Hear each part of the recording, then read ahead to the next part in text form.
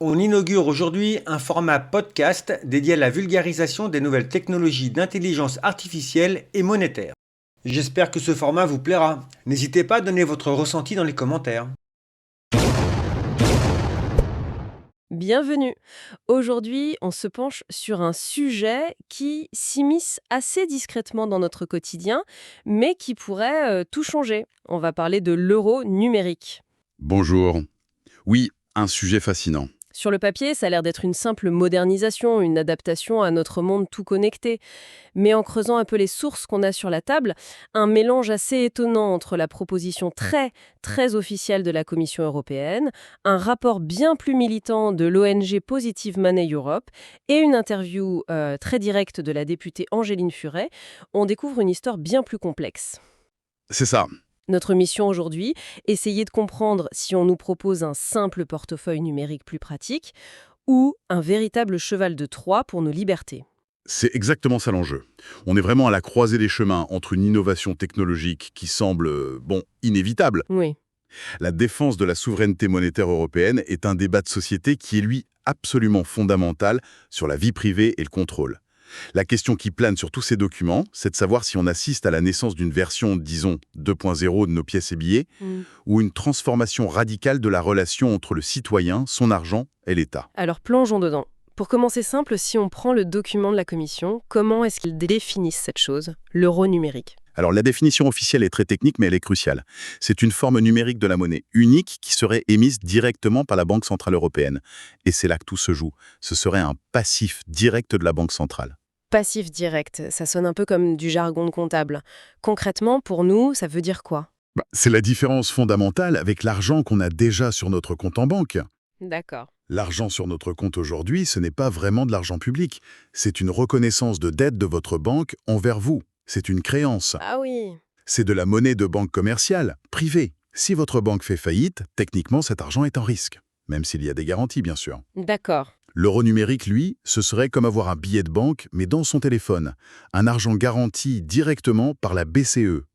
L'argent le plus sûr qui puisse exister. Donc si je comprends bien, on réintroduit de la monnaie publique. C'est ça. De la vraie monnaie de banque centrale. Voilà. Là où elle était absente du monde numérique jusqu'à maintenant. Et la promesse officielle qu'on lit partout, c'est que ça viendrait en complément des espèces. Oui, sans jamais les remplacer. C'est martelé. Mais- Est-ce que c'est vraiment crédible, ça, sur le long terme? Enfin, l'usage du cash, il diminue partout, on le voit bien. C'est la grande question. Et c'est une crainte qu'exprime très clairement Angéline Furet dans son interview. Elle voit ça comme une première étape. Une porte d'entrée. Exactement. Aujourd'hui, la promesse est de ne pas toucher au cash. Mais une fois que l'infrastructure sera en place et adoptée, que se passera-t-il dans 10 ou 15 ans ? La tentation de supprimer l'argent liquide pour des raisons de coût, de lutte contre la fraude, elle pourrait devenir très forte. D'accord. Mais alors, pourquoi se lancer dans un projet aussi colossal maintenant? Quelle est l'urgence? Les documents pointent vers plusieurs raisons, mais la plus importante, c'est sans doute la souveraineté. C'est un point sur lequel Angéline Furet insiste énormément. La souveraineté. Elle parle de reprendre le contrôle des rails de paiement.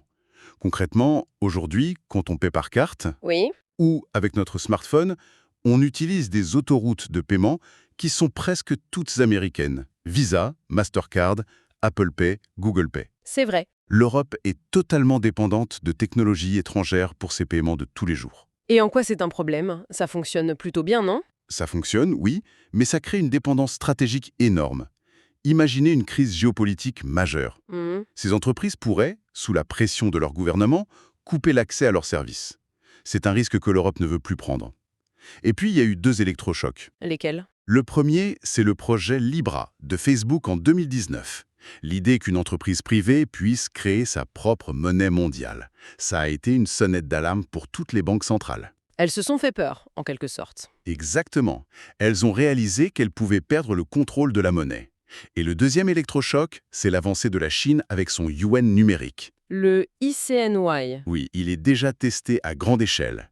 Si l'Europe ne propose pas sa propre alternative publique, elle risque de voir le yuan numérique ou un futur dollar numérique s'imposer. L'euro numérique est donc aussi une arme défensive. Cette visio stratégique, c'est très clair. Mais ça ne nous dit pas comment on achèterait notre baguette avec. concrètement, ça ressemblerait à quoi? Le projet, tel qu'il est décrit, reposerait sur des portefeuilles numériques, des wallets. Une appli sur le téléphone. Voilà. Mais, et c'est un point de friction majeur soulevé par Positive Money Europe, la distribution ne serait pas assurée directement par la BCE. Ah non. Non, mais par des intermédiaires agréés, c'est-à-dire en grande partie les banques commerciales. Ah d'accord. Donc on passerait encore par notre banque habituelle pour ouvrir un compte en euros numériques? Précisément, et c'est là que le rapport de Positive Money tire la sonnette d'alarme, ils craignent que ce modèle ne fasse que reproduire le système actuel. Que rien ne change en fait. Exactement, si ce sont les mêmes acteurs qui distribuent le produit, avec la même logique de profit, où est le bénéfice pour l'usager?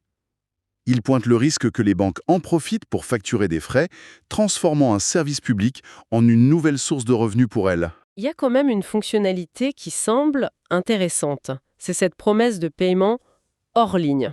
Oui, L'idée de pouvoir se payer un café entre amis dans un parc, sans réseau, comme on s'échangerait une pièce, ça c'est une tentative de recréer une des qualités du cash.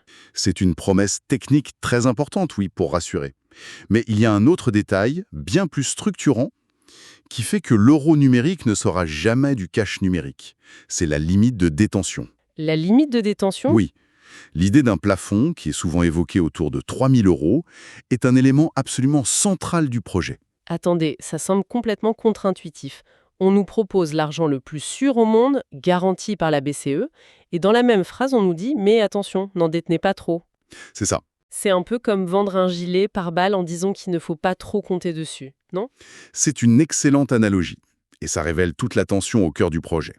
La raison officielle de ce plafond, c'est de protéger le système bancaire. La grande hantise, c'est le bank run numérique. La panique bancaire. Imaginez une nouvelle crise financière. La panique s'installe.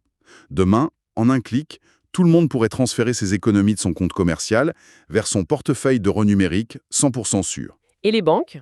Les banques commerciales se videraient en quelques heures et s'effondreraient. Le plafond de 3 000 € agit donc comme un disjoncteur pour éviter ce scénario. Donc si je comprends bien, le projet est conçu pour ne pas réussir trop bien.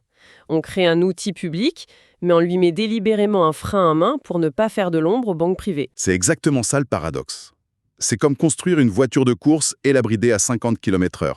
La BCE marche sur une corde raide. Oui, on sent bien la tension. Mais évidemment, la critique portée très fort par Positive Money, c'est que cette limite dénature complètement le projet. Elle empêche l'euro numérique de devenir une vraie réserve de valeur. Ils y voient une concession massive au lobby bancaire. Ce plafond, c'est donc un arbitrage politique très fort et il nous amène directement au cœur du réacteur, le conflit entre liberté et contrôle. La Commission se veut rassurante, elle promet un niveau élevé de protection de la vie privée. Mais quand on lit entre les lignes et qu'on écoute des voix comme celle d'Angéline Furet, le tableau est bien plus sombre. Qu'est-ce qu'elle dit, elle? Sa formule est simple et glaçante. Tout ce qui est numérique est traçable. C'est la fin de l'anonymat quasi parfait que nous offre le cash. Chaque paiement en euros numériques laissera une empreinte. Chaque café, chaque journal. Tout. La question n'est plus si il y a une trace, mais qui pourra la lire et pourquoi faire. Et le document de l'UE est assez clair là-dessus finalement. Il ne promet pas l'anonymat total. Il précise que les données de transaction seront accessibles pour la lutte contre le blanchiment d'argent, le financement du terrorisme. C'est une porte ouverte qui inquiète jusqu'au Comité européen de la protection des données. Le CEPD a rendu un avis très critique. Ah bon? Oui. Ils s'alarment du mécanisme de détection et de prévention de la fraude. En gros, ils disent « Attention, votre outil est une boîte noire. On ne sait pas comment il marche et il risque d'être beaucoup trop curieux. » Et quelle est leur recommandation? Ils proposent d'instaurer un seuil de protection de la vie privée. En dessous d'un certain montant, les transactions en ligne seraient anonymes. Mais pour l'instant, ce n'est qu'une recommandation. D'accord. Venons-en au concept qui fait le plus peur, celui de monnaie programmable. Ah oui. Le texte de la Commission essaye de désamorcer ça en affirmant noir sur blanc que l'euro numérique ne serait pas de la monnaie programmable. C'est une promesse formelle. Une promesse qui ne convainc absolument pas Angéline Furet. Pour elle, c'est une question de temps. C'est-à-dire? Elle explique que même si l'intention n'est pas là au départ, le jour où l'outil existera, la tentation de l'utiliser sera immense. Elle parle d'un doigt dans l'engrenage vers une forme de contrôle social. Et elle donne des exemples? Oui, des exemples très concrets. Imaginez des aides sociales qui ne pourraient être utilisées que pour acheter de la nourriture. Ou un chèque carburant qui se bloquerait une fois votre quota mensuel atteint. Techniquement, c'est parfaitement réalisable. Et ces craintes ne sont pas que de la paranoïa. Quand on regarde le modèle chinois, c'est exactement ça. Un système centralisé où les données sont analysées, potentiellement reliées au système de crédit social. Absolument, c'est l'épouvantail chinois. Mais ce qui est frappant, c'est que Furet ne s'arrête pas à la Chine. Elle rappelle un précédent bien plus proche de nous, le convoi de la liberté au Canada en 2022. Les manifestations des camionneurs. C'est ça. Le gouvernement a ordonné aux banques de geler les comptes des manifestants, sans passer par un juge. Ça s'est passé dans une démocratie occidentale il y a à peine quelques années. C'est ça qui est si percutant. Avec le système actuel, le gouvernement a dû passer par les banques. Avec une monnaie numérique de banque centrale, où l'État a un accès plus direct, une telle action serait techniquement encore plus simple, Plus rapide. plus rapide, chirurgicale. La banque centrale pourrait, sur ordre politique, appuyer sur un bouton. La question n'est donc pas de savoir si c'est possible, ça l'est, mais de décider quel garde-fou démocratique on met en place pour rendre ça impossible. Et là, pour l'instant, c'est le flou. On voit donc que le vrai débat n'est pas tant technique que politique et même philosophique. Le calendrier évoqué, c'est un lancement possible vers 2027, donc le débat ne fait que commencer. Il synthétise un dilemme central pour nos démocraties. D'un côté, la promesse d'un système plus résilient, plus souverain, de l'autre, des risques bien réels de perte de notre anonymat financier. Et des dérives possibles vers un contrôle social accru. Est-on condamné à choisir entre un statu quo dominé par les géants américains et un modèle de surveillance à la chinoise? C'est la question à 1 million d'euros numériques. C'est justement ce que des voix comme Positive Money ou Angéline Furet contestent. Elles affirment qu'une troisième voie est possible. C'est-à-dire? L'idée serait de concevoir un euro numérique qui intègre la protection de la vie privée dès sa conception, le Privacy by Design. Et comment on fait ça? Elles évoquent des pistes technologiques comme les preuves à divulgation nulle de connaissances. Ce sont des outils de cryptographie qui permettent de prouver qu'une transaction est valide sans en révéler les détails. Sans dire qui a payé qui ni pourquoi. Exactement.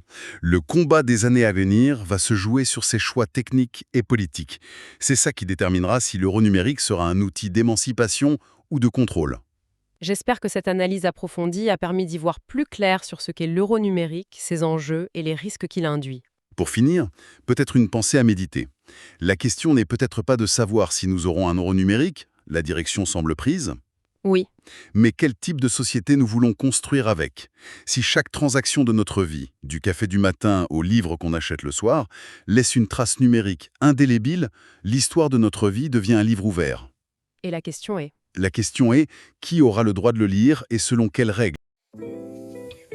Alors, ce format vous a-t-il plu? En attendant de lire votre avis, je vous dis à bientôt pour une prochaine vidéo.